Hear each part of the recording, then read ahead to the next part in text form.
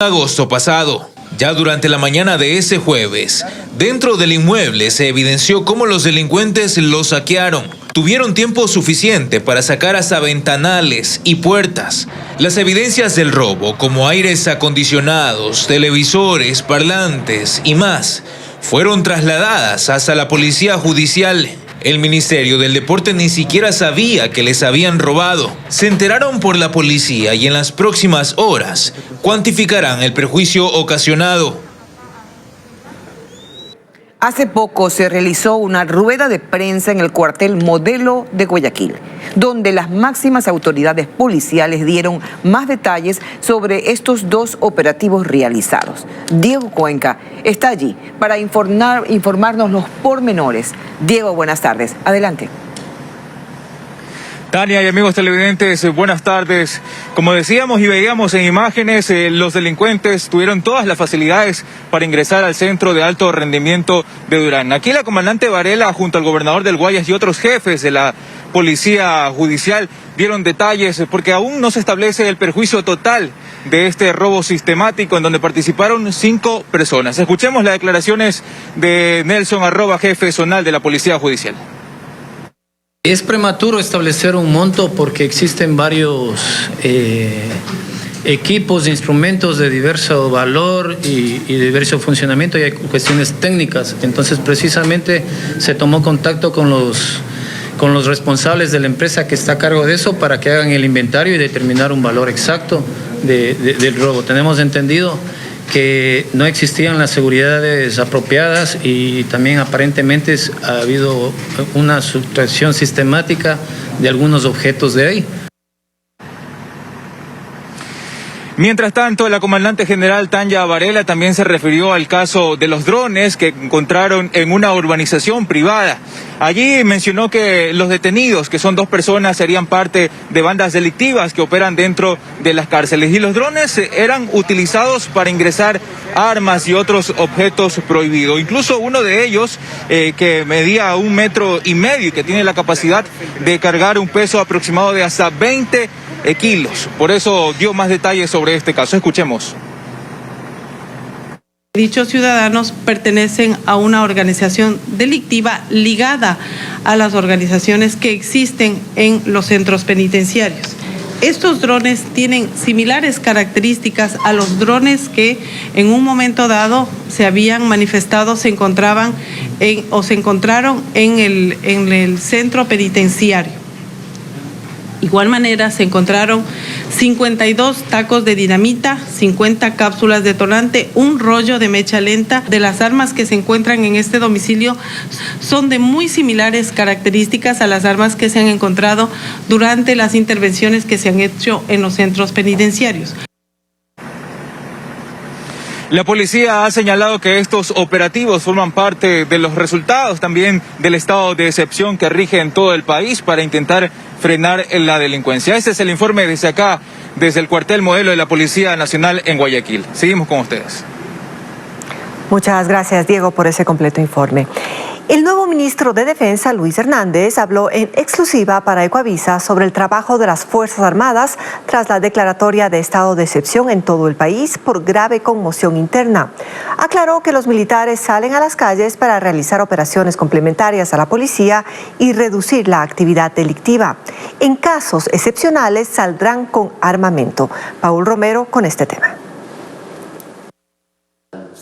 El ministro de Defensa, Luis Hernández, lleva 2 días en el cargo y asumió la responsabilidad de conducir a las Fuerzas Armadas en uno de los momentos más críticos que vive el país por el incremento de la violencia. El presidente Guillermo Lasso decidió sacar a los militares de las calles para incrementar el control y restablecer la convivencia pacífica. No se trata de una decisión diferente a la de otros gobiernos. ¿Qué es lo nuevo en esta ocasión? Lo nuevo es que acompaña permanentemente a la policía y es un factor de disuasión para la población y estamos trabajando más coordinadamente con la policía, de manera que mutuamente hagamos una tarea más específica en ciertos lugares, de manera que donde falte policía esté ahí Fuerzas Armadas e inmediatamente acuda a la policía cuando hay algún problema para que cumpla sus tareas como policía. Una misión subsidiaria y complementaria también. ¿Saldrán a las calles con armamento? Estarán en algunos casos con armas como un elemento disuasivo, porque a veces usted puede encontrarse con alguien que tiene armas también, entonces inclusive se vuelve el arma una defensa para el soldado. Lógicamente el marco legal no es el que quisiéramos, pero tampoco limita las actividades de las Fuerzas Armadas. En mayo de este año, la Corte declaró inconstitucional el reglamento militar para el uso progresivo de la fuerza, en el que se permitía emplear armamento letal en casos de grave conmoción interna. ¿En qué se sustentarán ahora? Existe, hay que mejorarlo. Las leyes son para mejorar. Las leyes se van mejorando de acuerdo a cómo van atendiendo las necesidades, pero hay que adaptarles de buena fe, pensando en el beneficio para la sociedad en un conjunto. Según el ministro, las amenazas a la seguridad interna están totalmente identificadas. Tenemos el narcotráfico, tenemos la delincuencia, tenemos la minería ilegal, tenemos la migración y luego tenemos el aspecto de la corrupción, también es una amenaza a la seguridad porque debilita al Estado. Además, le consultamos si cambiará a la cúpula militar. Yo siempre evalúo y después tomo decisiones. En el noticiero estelar, el ministro responderá sobre las movilizaciones convocadas por la CONAIE y otras organizaciones sociales para el 26 de octubre. Nuevas medidas anunció el gobernador del Guayas dentro del estado de excepción con el que se busca reducir los altos índices delictivos. Entre ellas está el solicitar al municipio que se amplíe la restricción que prohíbe a 2 personas circular en moto 24 horas. La alcaldesa Cintia Viteri dice estar a la espera del pedido formal, aunque señala que a esa medida le hará falta acompañamiento. Disponer la instalación de controles fijos en los puertos con Fuerzas Armadas y la Policía Nacional es uno de los temas que se resolvió en reunión del Comité de Seguridad Provincial. Pero además van a exhortar al municipio de Guayaquil para que reforme la ordenanza en el tema de circulación de motocicletas. Hoy está prohibido que 2 personas circulen en moto de 19 horas a 5 de la mañana. Se aspira a que la restricción se extienda por todo el día. La alcaldesa de Guayaquil señala que primero deben solicitarlo por escrito y que luego el cabildo procederá en consecuencia. Eso solamente podría dar un resultado efectivo si la policía participa junto al ATM en estos operativos. Si ellos no participan, disculpe, la ordenanza no va a servir para nada. Entre las acciones adicionales que se tomarán a propósito del estado de excepción está la formación de un grupo de inteligencia interinstitucional entre militares y policías. Todos los uniformados cuentan con el respaldo no solo del gobierno, sino del presidente de la República. Así que vamos a tener todos los recursos para salir adelante. Más de 6.100 policías están en la provincia del Guayas participando de los operativos. Fuerzas Armadas ha dispuesto también la movilización de un número importante de uniformados. Estamos hablando de alrededor de 2.300 miembros de Fuerzas Armadas, las 24 horas del día y todos los días. Sin embargo, la alcaldesa de Guayaquil considera que hacen falta más acciones y cuenta que la realidad le está ganando a la excepción. Ahora, estado de excepción, roban más, matan más, se organizan más y sencillamente es como si le sacaran la lengua a la policía y las Fuerzas Armadas. Así están jugando los delincuentes con la vida de los guayaquileños. Al municipio, la gobernación le va a pedir que entregue 30 camionetas más para realizar patrullajes durante el estado de excepción.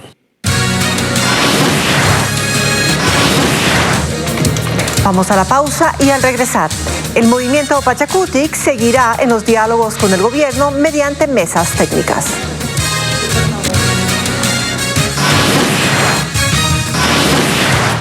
También nuevo ataque informático, esta vez fue al sistema de Agencia Nacional de Tránsito, entidad que se quedó sin servicio por este altercado.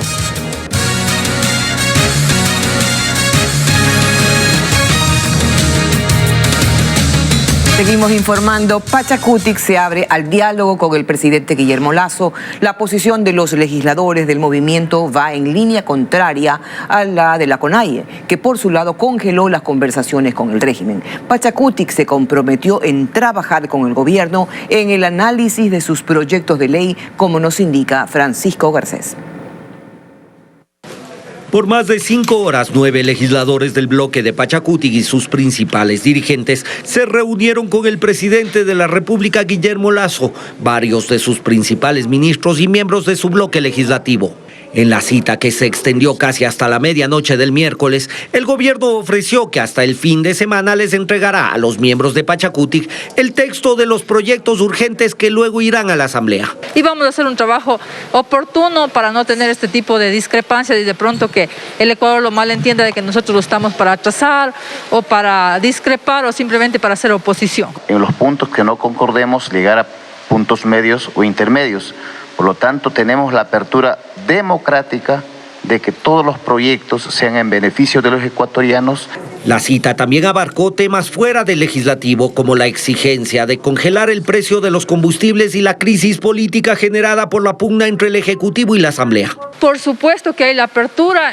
Yo creo que ni el presidente ni nosotros estamos hechos de hierro. Realmente yo soy un asambleísta de izquierda, pero le doy la razón. El gobierno está viviendo un momento difícil porque tiene un grupo que amenaza. Con los temas sobre la mesa se establecerán los mecanismos para buscar acuerdos definitivos. Hemos establecido que hay mesas de diálogo para continuar este proceso en aquellos temas que son profundos y que ameritan un análisis conjunto. Aunque a la reunión no llegaron todos los legisladores de Pachakutik, los asistentes aseguraron que no hay división y que los acuerdos serán respetados por todo el bloque.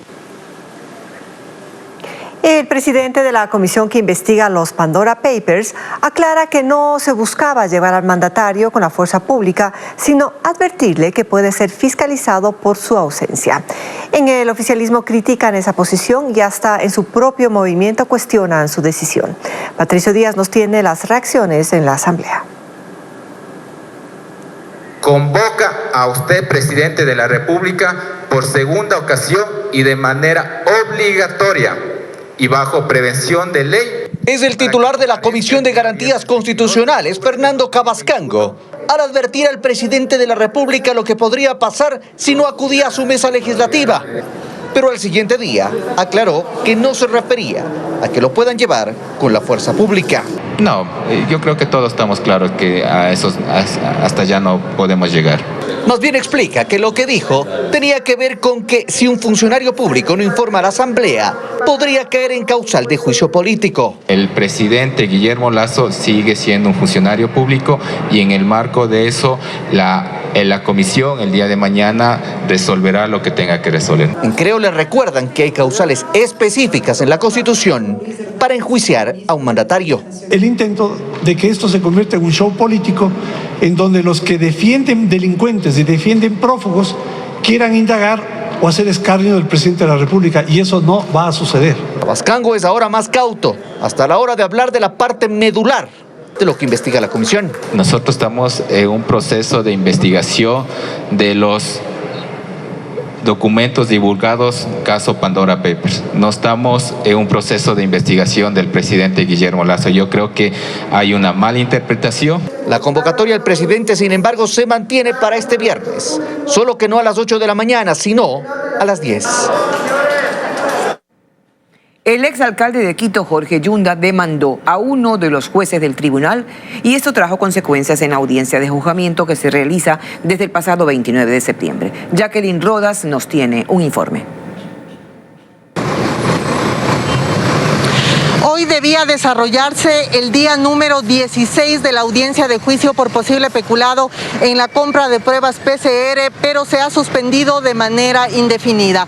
Esto porque la defensa de uno de los procesados, del exalcalde de Quito, Jorge Yunda, presentó una demanda de recusación en contra del juez Fabián Favara, uno de los integrantes del tribunal. Según la defensa del exalcalde, el juez Favara habría actuado de manera parcializada y tendría intenciones de sentenciarlo por otro delito, tráfico de influencias. Escuchemos al abogado de Jorge Yunda.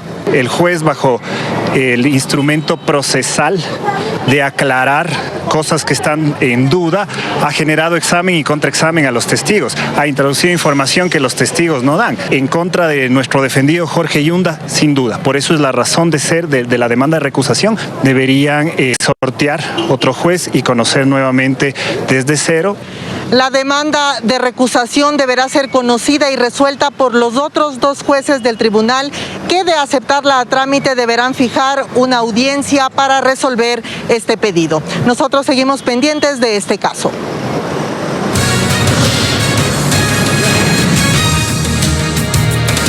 Más adelante aquí en Televistazo. Dictan prisión preventiva contra abogado implicado en el asesinato de una mujer colombiana en Guayaquil. Los detalles al volver.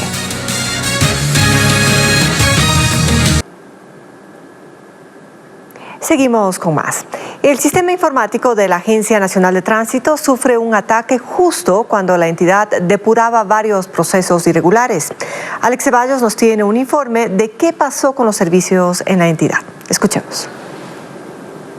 El ataque cibernético impidió el trabajo en todas las unidades de la Agencia Nacional de Tránsito en el país. Según las autoridades, esta manipulación deliberada bloqueó totalmente el sistema de matrículas y licencias, impidiendo el acceso a la base de datos de la Agencia Nacional de Tránsito. Se presume que personas que tenían acceso a las claves y contraseñas podrían ser las responsables de esta manipulación cibernética. Escuchemos. Este ataque se da 24 horas después de que la Agencia Nacional de Tránsito implementó un sistema para evitar la venta de los turnos, hacer la anulación de el alza fraudulenta de puntos en la licencia, la emisión de licencias profesionales y no profesionales fraudulentas, así como para dar de baja aproximadamente 100.000 procesos de matriculación que no tenían los respaldos suficientes con el pago de las multas. Es uno de los ataques cibernéticos más fuertes que ha recibido la Agencia Nacional de Tránsito y las autoridades en este momento investigan. Gracias por el informe. Autoridades dictaron prisión preventiva contra el abogado acusado de asesinar a la mujer colombiana que el último fin de semana fue hallada sin vida en una vivienda.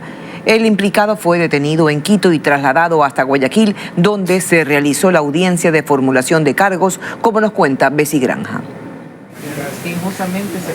La Fiscalía de Guayas investigará si hay más vinculados en el asesinato de la extranjera Janet Genao, de 34 años, cuyo cadáver fue hallado el fin de semana en la casa del principal sospechoso de este crimen.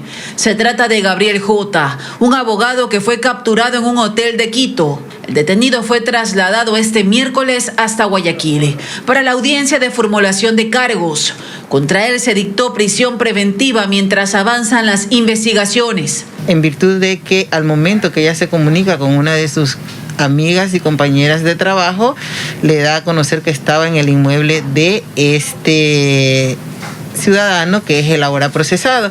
Asimismo, una serie de versiones con sus amistades e inclusive con la persona que le hacía las carreras a la fémina, manifestaba que efectivamente ella se había ido en el vehículo del ahora procesado. La víctima era una trabajadora sexual extranjera. Ella fue reportada como desaparecida por sus amigas, quienes fuera de la fiscalía protagonizaron un plantón exigiendo justicia para Janet. Según la fiscal, el procesado negó conocer a la mujer. Incluso señaló que la acusación en su contra se debe a retaliaciones de las trabajadoras sexuales que conocían a la víctima. Que él está asistido del estado constitucional de inocencia y que no se encontraba en el inmueble, que es de su propiedad, pero que efectivamente él no ha estado en estos días y esas fechas en ese inmueble. El implicado cumple prisión preventiva en uno de los pabellones de la penitenciaría del Litoral en Guayaquil.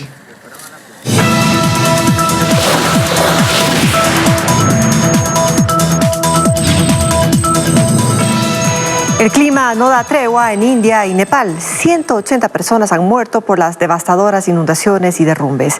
Varias regiones de ambos países están afectadas por torrenciales lluvias desde hace varios días. Ileana Suárez con el informe. En el estado indio de Uttarakhand, al norte del país, las aguas derribaron parte de este puente. También arrasaron con caminos y vías ferroviarias. La lucha que libran los rescatistas por salvar a cientos de personas atrapadas por el agua continúa. Con ayuda de helicópteros han hallado a una docena de ciudadanos que estuvieron a punto de ser arrasados por un río. También usan botes para alcanzar a quienes quedaron varados, tratando de evacuar sus casas anegadas. Esta imagen muestra a un elefante en un camino destruido, también rodeado por agua. Y en este video puede verse a varias vacas y residentes que intentan transitar por un callejón inundado. Aquí el número de muertos confirmado es de 81 personas, entre las que hay varios niños. Pero la situación se repite en la vecina Nepal, donde las inundaciones y deslizamientos de tierra provocados por las intensas lluvias dejan 99 fallecidos. La policía de Nepal busca ahora a este hombre que fue arrasado por la corriente cuando trataba de cruzar un río. Así también ocurrió con esta mujer que desapareció en medio de la inundación. En total, los rescatistas buscan a 40 personas reportadas como desaparecidas. Ahora las autoridades de India y de Nepal trabajan en determinar el número de desplazados y el alcance total de los daños. Mientras tanto, en la lucha contra la pandemia, India ha llegado a aplicar 1.000 millones de vacunas. Sin embargo, debido a que su población es de 1.380 millones de habitantes y que deben aplicárseles al menos 2 dosis, solo el 30% de los ciudadanos está completamente vacunado, haciendo que el proceso sea cuesta arriba en ese país que registra casi 500.000 de muertos. Mientras Rusia, con 30.000 contagios de COVID por día y más de 1.000 muertos en cada jornada, recurre a medidas extremas para intentar frenar esta nueva ola de la pandemia. Toda la población estará sometida a 7 días de confinamiento desde el 30 de octubre, un tiempo en el que se pide a los habitantes quedarse en sus casas para detener el avance de las infecciones. El gobierno lo maneja como 7 días de vacaciones. Moscú y San Petersburgo son las ciudades más afectadas por este pico de contagios y las autoridades de otras regiones podrán incluso adelantar o extender la medida. Una explosión en un restaurante causó pánico entre los habitantes de la ciudad china de Shenyang. Según medios locales, una fuga de gas causó la muerte de 3 personas y dejó 30 heridos. Eran las 8:20 de la mañana, hora local de Shenyang, cuando una letal explosión sacudió un restaurante en pleno centro de la ciudad, causando graves daños en varios edificios cercanos. 25 unidades de bomberos acudieron para atender la emergencia. Más de 100 brigadistas trabajaron en conjunto para extinguir el fuego. En el lugar hallaron varios lesionados que fueron trasladados hasta un hospital. Por el momento confirman 3 muertos y más de 30 heridos, pero se espera que el número de víctimas aumente a medida que avancen las operaciones de rescate. Las imágenes muestran que el edificio de 3 pisos, donde se registró el siniestro, quedó prácticamente destruido y los escombros fueron esparcidos por la calle.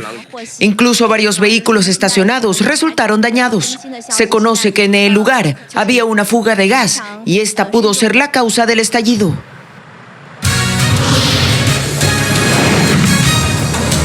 Luego de la pausa, millonario proyecto para abastecer de agua potable Esmeraldas no cumplió su objetivo. Miles de familias siguen sin contar con el servicio en sus casas.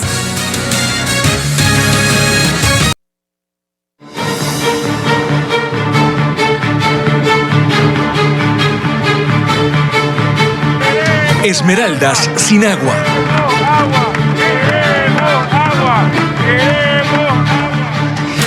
En el 2016 fue lanzado el proyecto de mejoramiento y ampliación del sistema regional de agua potable de Esmeraldas y su zona de influencia, con el objetivo de remediar la escasez de líquido vital. En esta segunda entrega, nuestro corresponsal Eduardo Vite nos explica cómo se asignaron los 130 millones de dólares para el proyecto, que luego de 5 años aún no funciona. En Esmeraldas conseguir agua es un calvario. Desde julio pasado, este servicio básico fue declarado en emergencia por un daño en el sistema de bombeo que afecta a la capital esmeraldeña y también a los cantones Atacames y Río Verde. El problema más grave se genera en las tuberías de redes y distribución. Los habitantes no comprenden qué pasó con la promesa del agua, pues en el año 2016 fue lanzado el proyecto de mejoramiento y ampliación del sistema regional de agua potable de Esmeraldas y su zona de influencia. que contemplaba una red eficaz para estos 3 cantones con un presupuesto de 130 millones de dólares. Los recursos son producto de un crédito del Banco de Desarrollo y fueron entregados al ex alcalde de Esmeraldas, Lenin Lara, para su administración. Un año después, bajo el visto bueno de las 3 municipalidades, se creó la Unidad de Gerenciamiento Proyecto Esmeraldas para que ejecute la obra, que fue dividida así. Se destinó casi 30 millones de dólares para la construcción y ampliación y mejoramiento de estructuras de captación y planta de tratamiento, adjudicados al consorcio AB Esmeraldas, conformado por BTD y la española Acciona. Esta última también a cargo de la construcción del Metro de Quito. Casi 30 millones más fueron para Hidalgo e Hidalgo S.A. por la instalación de líneas de conducción. La constructora Los Andes recibió un poco más de 30 millones para la instalación de redes de distribución y construcción o rehabilitación de tanques de reserva. Además, se contrató a un consorcio para la fiscalización de la obra por más de 3,5 millones de dólares. Adicionalmente, se firmaron 8 contratos complementarios por un valor de 23 millones de dólares. La obra contemplaba la construcción de este tanque, hoy en ruinas. Todos estos contratos suman casi 117 millones de dólares de los 130 aprobados. Pero ¿por qué este proyecto no ha funcionado? Intentamos obtener respuesta de los contratistas y solo contestaron 2. A través de un escrito, Acciona señala que la empresa estuvo a cargo de la construcción de la obra. Una vez entregada, nuestra vinculación con el proyecto se dio por finalizada.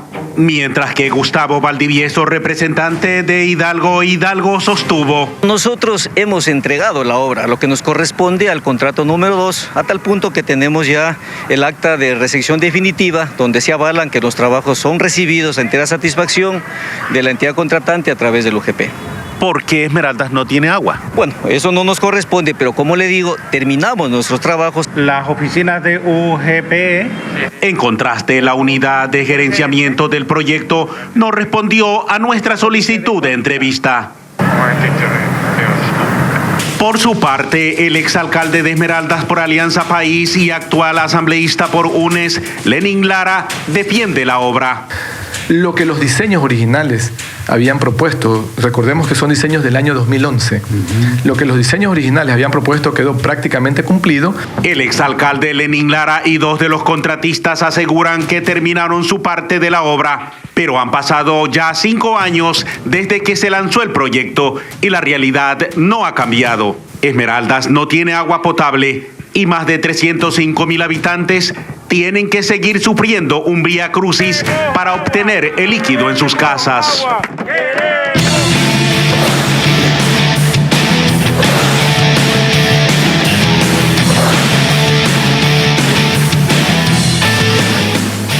Amigos, buenas tardes. Bienvenidos a los deportes. La selección femenina de Ecuador se prepara para el compromiso internacional ante Venezuela. Charlamos con la entrenadora de la tricolor que nos comenta las últimas novedades en la preparación de su equipo. El encuentro se cumplirá por la fecha FIFA. El combinado de mujeres de nuestro país busca seguir evolucionando en su juego. Veamos. La selección femenina se enfoca en la Copa América 2022. Para llegar en óptimas condiciones, el cuerpo técnico planificó 2 encuentros de preparación contra Venezuela. El primero de ellos será este sábado en el Estadio de Independiente del Valle. E é cambio importante para a seleção. Quanto mais competitiva ser as jogadoras e competitivo ser a competência, melhor para nós outros. La nómina de convocadas sufrió cambios por la negativa de Deportivo Cuenca de ceder a sus jugadoras, ya que la plantilla austral intervendrá en la Copa Libertadores. En su lugar fueron citadas 9 futbolistas de clubes nacionales y del exterior. Una igualdad más por parte de Bolivia, Ecuador, Ecuador-Bolivia y un cambio muy diferente con Brasil y Colombia. Entonces ahí es donde tenemos que estar parejo, ¿no? La entrenadora observa evolución en casi 2 años de trabajo. Nos llama mucha atención es la calidad técnica, ¿no? Es la fisiología de la futbolista ecuatoriana. La tricolor femenina permanece concentrada en la casa de la selección. Y ahora, tras la aprobación del COE Nacional para que los partidos de Liga Pro cuenten con un aforo del 50%, vamos a revisar cuántos hinchas podrán ingresar a los principales estadios del país. El Estadio Monumental de Guayaquil, propiedad de Barcelona, tiene una capacidad para 57.267 personas, pero con el aforo autorizado por el COE Nacional ingresarán hasta 28.633 aficionados. Mientras que en el Estadio George Capwell, también en el puerto principal que pertenece al equipo de Emelec, tiene una capacidad para 41 hinchas. Tras la autorización podrán ingresar 20.000 espectadores. Mientras que en el Estadio Rodrigo Paz Delgado de Liga Deportiva Universitaria, con una capacidad para más de 41.000 aficionados, con la resolución del COE tendrá un límite de 20.787 aficionados. Es lo que se espera este fin de semana con esta resolución. Y ahora les contamos que se conocieron nuevos detalles sobre el asesinato de la atleta olímpica Kenia Agnes Tirop, la poseedora del récord mundial de los 10 kilómetros, que fue encontrada el pasado 13 de octubre sin vida y con múltiples heridas de arma blanca. El esposo de la deportista de 25 años confesó ser el autor del crimen. Luigi Marchele con los detalles de esta tragedia que enluta al deporte. Conmocionados, así lucían familiares y allegados de Agnes Tirop, atleta keniana de 25 años, quien el pasado 13 de octubre fue encontrada sin vida en su casa en Eden, en el oeste de su país. Tirop siempre trajo esperanza y cosas buenas para Kenia. Terminaron con su vida. No estamos felices. Tirop era una de las grandes estrellas del atletismo de Kenia. Fue 2 veces medallista de bronce en los 10.000 metros en los campeonatos mundiales de atletismo en pista. Además, el mes pasado estableció un nuevo récord para los 10 kilómetros. Su esposo, Ibrahim Rotich, fue arrestado tras una persecución policial. El hombre de 41 años intentaba fugarse del país. Además, las investigaciones determinaron que el crimen fue planeado durante los últimos Juegos Olímpicos. Mientras Agnes competía en Japón, donde fue cuarta, Rotich vendía propiedades de su esposa por $80,000. Este jueves, medios de Kenia reportaron que el sospechoso confesó su autoría en una nota enterrada en su casa. Familiares de Agnes celebraron un ritual de purificación en el hogar de la deportista. Esperan que se haga justicia y que su diamante del atletismo pueda descansar en paz. Con esta información cerramos la información deportiva. Que tengan todos una muy buena tarde.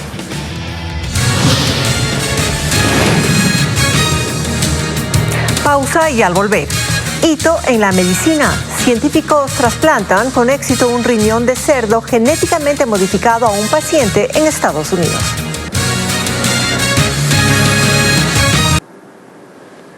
Continuamos en Televistazo. 4 personas extranjeras fueron detenidas por ofrecer préstamos con dinero falso y amenazar a sus víctimas.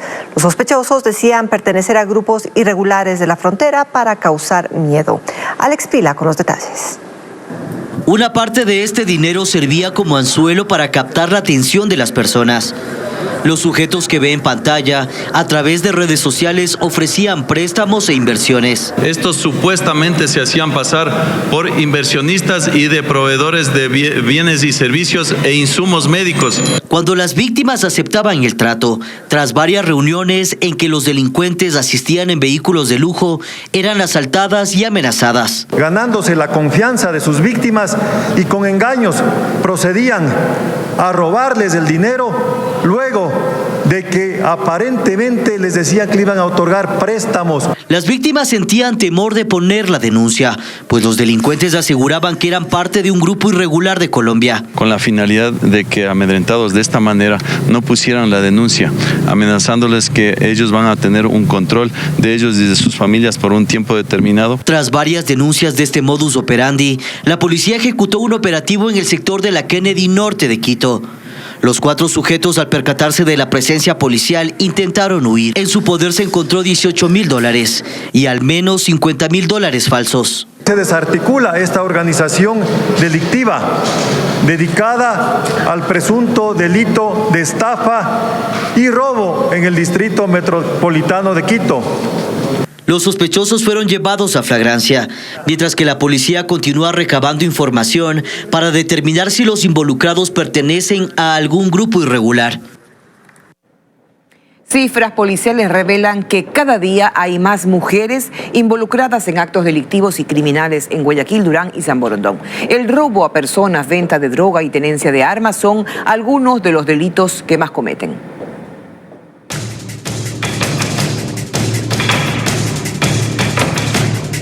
Las imágenes son evidentes. Mujeres captadas en video involucradas en hurtos en el centro de Guayaquil. Pero también en asaltos con armas de fuego en locales comerciales. La policía indica que muchas son incluso asesinadas por estar relacionadas a bandas criminales, como el caso ocurrido esta semana en el sector de Sauce 6, en el norte de la ciudad, donde sujetos asesinaron a alias Rosario Tijeras, quien estuvo vinculada sentimentalmente con el jefe de una organización narcodelictiva. Según cifras de la Policía Judicial, de enero a la fecha, 516 mujeres han sido detenidas por diferentes delitos en la zona 8, que comprende los cantones de Guayaquil, Durán y San Borondón. En el mismo periodo de 2020, en cambio, se registraron 394 aprehensiones, cifra que activan las alertas de las autoridades, quienes aseguran que esto se trataría de un problema social. Dentro de un análisis sociológico, podemos decir el que estas personas, estas jóvenes o mujeres, han crecido dentro de un ambiente violento, un ambiente con pocas facilidades de desarrollo de pronto. Puede ser una de las causas. La autoridad detalla cuáles son los delitos que más cometen las mujeres. También ya vemos que participan en el tráfico de drogas, después vemos que participan en la tenencia ilegal de armas de fuego. También tenemos que dentro de nuestro análisis han participado también en muertes violentas. Los uniformados hacen un llamado a las mujeres para que busquen mecanismos de ayuda, para crear emprendimientos y que no se dejen influenciar por las redes delictivas. En otros temas, un logro científico da esperanzas a pacientes renales que requieren de un trasplante. La modificación genética de un riñón de cerdo al que se le extrajo la molécula que habitualmente provoca rechazos fue probada con éxito en Estados Unidos. Nuestro canal aliado Voz de América tiene el reporte. Es la noticia que llega desde Nueva York, donde los cirujanos trasplantaron con éxito un riñón cultivado en un cerdo genéticamente alterado a un paciente humano y descubrieron que funcionaba normalmente. El doctor Robert Montgomery es uno de los cirujanos y dijo que fue posible gracias a la eliminación de la molécula principal, que realmente define la incompatibilidad de un órgano entre un cerdo y un humano. En el pasado, cuando se trasplantaba un órgano de cerdo arriba en la escala evolutiva, se producía este tipo de rechazo inmediato del órgano en cuestión de minutos u horas, y debido a la revolución en la ingeniería genética de animales, tenemos nuestra primera esperanza de poder superar esa barrera inicial. Aunque quedan muchas preguntas por responder sobre las consecuencias a largo plazo del trasplante que involucró a un paciente con muerte cerebral al que se siguió solo durante 54 horas, los expertos en el campo dijeron que el procedimiento representó un hito. Un flujo constante de órganos que eventualmente podría incluir corazones, pulmones e hígados ofrecería un salvavidas a millones de personas que esperan trasplantes. Algunos mueren durante la espera y otros sobreviven con diálisis. La idea es que tendríamos que identificar a las personas que tienen una probabilidad muy baja de que se les ofrezca un riñón humano y que tengan un mal pronóstico en diálisis, y donde incluso 2 o 1 año de funcionamiento de un riñón sería algo importante. Si bien algunos cirujanos especularon dijeron que podrían pasar solo unos meses antes de que los riñones de cerdos modificados genéticamente se trasplanten a seres humanos vivos. Otros dijeron que aún queda mucho trabajo por hacer. Jacopo Luzzi, Voz de América. Sin duda un gran avance científico que trae tantas esperanzas. Así concluimos. Gaby. Así es, Tania. Amigos, que tengan todos una buena tarde.